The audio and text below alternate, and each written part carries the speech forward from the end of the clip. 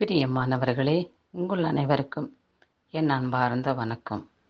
கிறிஸ்துவின் நாமத்தினாலே இவ்வேளையிலே அவருடைய நாமத்தை துதித்து ஸ்தோத்திரிக்க பரிசுத்த ஆவியானவர் நம் ஒவ்வொருவரையும் பேர் சொல்லி அழைத்து இந்த வாரத்தின் முதல் நாள் ஓய்வு நாளை அவர் நமக்கு கொடுத்த தயவுக்காக அவரை நன்றியோடு கூட ஸ்தோத்திரிப்போம். கர்த்தருடைய பரிசுத்த நாமத்துக்கு கொடான கோடி நன்றி என்று அவரை துதித்து அவர் கொடுக்கப்பட்டுள்ள வார்த்தையை வாசித்து தியானி. 6ஆம் அதிகாரம் 47வது வசனம். என்னிடத்தில் விசுவாசமாய் இருக்கிறவனுக்கு நித்திய ஜீவன் உண்டென்று மெய்யாகவே மெய்யாகவே உங்களுக்கு சொல்லுகிறேன் என்று இந்த வசனத்தில் எழுதப்பட்டுள்ளது. அவர் நமக்கு கொடுக்கப்பட்டுள்ள வார்த்தைகளை நாம் அவர் மேல் நம்பிக்கை வைக்க வேண்டும். அவர் மேல் நம்பிக்கையாயிருந்து பலவிதமான ஆசீர்வாதங்களையும் நன்மைகளையும் பெற்றுக்கொள்வோம் என்ற விசுவாசத்தின் நம்பிக்கை நமக்குள் இருக்கும் பொழுது கர்த்தர் நித்திய ஜீவனை நமக்கு கொடுக்கிறார். நித்திய ஜீவன் என்றால் என்ன? என்றென்றைக்கும் அழியாத ஒரு வாழ்க்கை.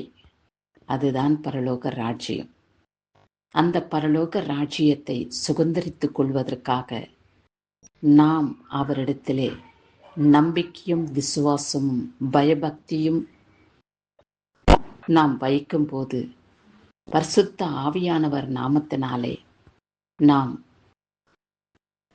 நித்திய ஜீவனை விசுவாசம் நமக்குள் இருந்தால் மெய்யாகவே மெய்யாகவே கர்த்தர் நமக்கு சொல்லுகிறதான இந்த வார்த்தையை நாம் விசுவாசிக்க வேண்டும்.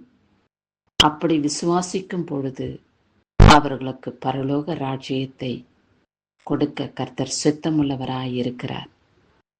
அந்த பரலோக ராஜ்யத்தை பெற்றுக்கொள்ள நாம் தேவனுக்கு பயந்தவர்களாகவும் பக்தி வைராகியம் உள்ளவர்களாகவும் அவருக்கு கீழ்ப்படிந்து அவர் சொல்லுள்ள ஒவ்வொரு வார்த்தைகளின்படி நடந்து அவரை விசுவாசித்து அவர் மேல் நம்பிக்கை வைத்து நாம் ஜெபிக்கிறதான ஜெபம் ஜெயம் கொள்ளும், வெற்றியும் பெற்று பலவிதமான சாத்தான் மூலமாய் தோற்கடிக்கப்பட்ட மனிதர்கள் மூலமாய் ஏமாற்றப்பட்ட எல்லாவிதமான காரியத்திலேயும் நாம் ஜெயம் கொள்ள அவர் மேல் நாம் நம்பிக்கை வைக்க வேண்டும்.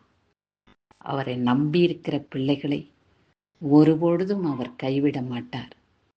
ஒருபொழுதும் அவர்களை விட்டு விலகிடவும் மாட்டார். அவர் சொன்ன ஒவ்வொரு வார்த்தையும் நாம் விசுவாசிக்கும் பொழுது நம்முடைய விசுவாசமே நம்மையும் நம் குடும்பத்தாரையும் ரட்சிக்கும் என்ற எண்ணம் நமக்குள் வரும் பொழுது அவருடைய பிள்ளைகளாக நாம் நியமிக்கப்பட்டு இருப்போம்.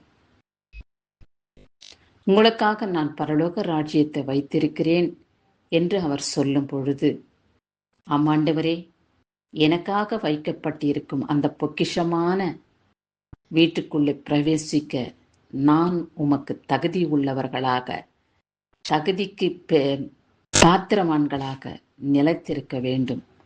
அப்பேற்பட்ட நம்பிக்கையின் விசுவாசமும் பயபக்தியும் பரிசுத்த ஆவியினாலே நிரப்பப்பட எனக்கு நீங்க உதவி செய்யுங்க என்று அவரை நாம் வேண்டிக் கொள்வோம். இந்த நாளிலே பிறந்த நாளையும் திருமண நாளையும் கொண்டாடுகிறவர்களை கர்த்தர் ஆசீர்வதிக்கவே ஆசீர்வதித்து நித்திய ஜீவனை அவர் உங்களுக்கு கொடுத்து அவர் உங்களை மகிமையினாலும் வல்லமையினாலும் நிரப்பி காத்து ரட்சித்துக் கொள்வாராக.